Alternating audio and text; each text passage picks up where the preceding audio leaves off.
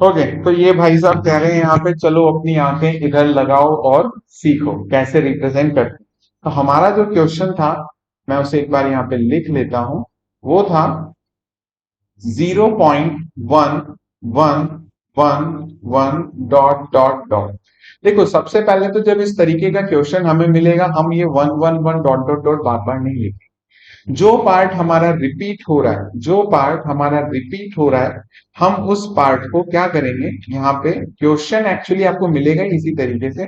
क्या लिख लेंगे, उस नंबर के ऊपर बार लगा देंगे। बार का मतलब है कि यही पर्टिकुलर नंबर बार बार रिपीट हो रहा है। कल को मुझे दे दिया जाए 0.23 और 2 और 3 पे बार, इसका मतलब है 53 की मेरा बार बार क्या हो रहा है, रिपीट हो रहा है। ओके, तो हमें क्या करना है, यहाँ पे इस क्वेश्चन को लिख लेना है एज ए 0.1। अब एक सिंपल सा हमारा सॉल्यूशन रहेगा यहाँ पे, जिसे हमें सीखना है। मैं यहाँ पे सॉल्यूशन लिख लेता हूं। सबसे पहले तो ये जो हमारा क्वेश्चन है ये वाला, ठीक है, हम इसे x के बराबर मानेंगे। ठीक है, तो हम यहाँ लाइन लिखते हैं, let x is equal to 0.1 पर bar, x is equal to 0.1 पे बार, और इस इक्वेशन को हम नंबर दे देंगे 1। ठीक है, अब नेक्स्ट जो मेरा काम होगा वो क्या होगा कि मैं कैसे भी करके इस डेसिमल को इस 1 के इधर लेके आऊं। ठीक है, देखो मैं एक बार यहाँ पे लिख के समझाता हूँ। ये जो मैंने 1 पे बार लगाया है, तो ये एक्चुअली ऐसा है ना, हमने ऊपर अभी देखा। अब अगर मुझे फॉर एग्जाम्पल एक नंबर और लेते हैं, एग्जाम्पल के लिए समझने के लिए, मेरे पास यहाँ 2.33 है। मुझे ये डेसिमल अगर इधर लाना है, फॉर एग्जाम्पल अगर मुझे लाना है, तो मैं क्या करूंगा, 10 से मल्टीप्लाई कर दूं। यहाँ पे 10 से मल्टीप्लाई करने पे मुझे क्या मिलता है, 2330। अच्छा, अब ये डेसिमल तो मेरा दो नंबर के बाद ही था ना, तो मैं अभी भी दो नंबर के बाद ही लगा दूंगा। तो मैं ये डेसिमल अब कहाँ लगाऊंगा, यहाँ तो देखो शिफ्ट हो गया ना मेरा डेसिमल, इस 3 के इधर ये आ गया।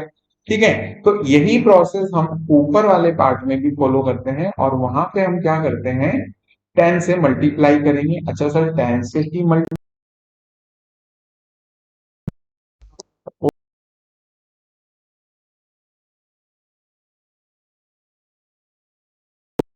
रिपीट हो रही है वो कितनी है, तो मेरे पास एक ही डिजिट है। एक डिजिट मतलब 10, दो डिजिट रिपीट हो रही है मतलब 100, थ्री डिजिट हो रही है रिपीट मतलब 1000।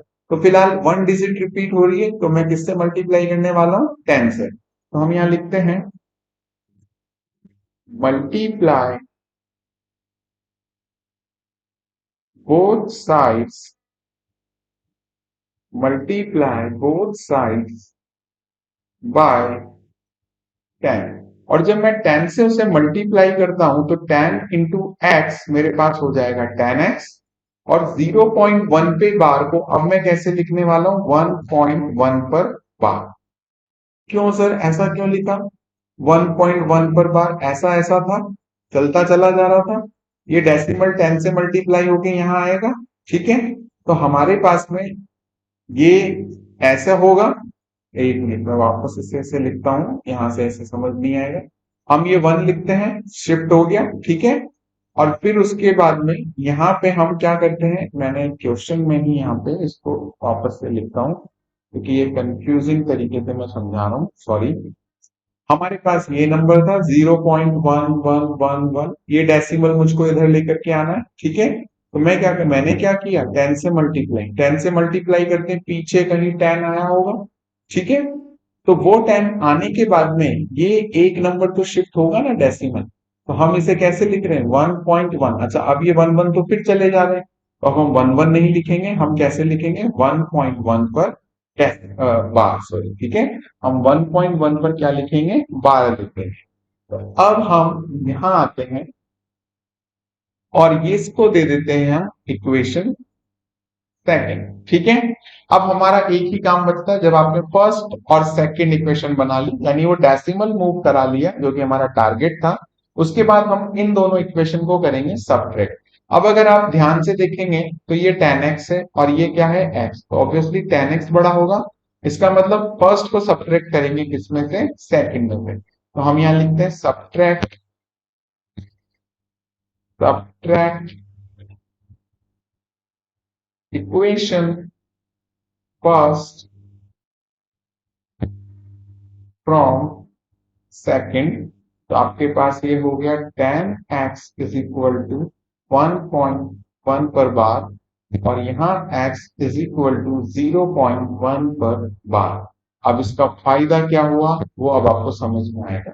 देखो 1 के ऊपर बार है और यहाँ भी 1 के ऊपर बार है, जितने बार 1 होंगे वो नीचे भी है, जब आप उनको सब्ट्रैक्ट करेंगे तो आपको क्या मिलने वाला है 0.0। ओके, पॉइंट मैंने लगा दिया पहले, और यहाँ पे आपके पास में क्या बचा 1 इज इक्वल टू, यहाँ आपने सब्ट्रैक्ट किया तो आपके पास क्या हुआ 9x। अब आप क्या करिए x को यहीं रखिए, वहां पे सिर्फ 1 रह गया क्योंकि डेसिमल के बाद आपके पास 0 था, और यहाँ आपके पास क्या बचा 9, तो 1/9 आपके पास में क्या हो गया आपका आंसर हो गया, और यही आपकी क्या है P/Q फॉर्म है। ठीक है, चलिए इसी तरीके का एक क्वेश्चन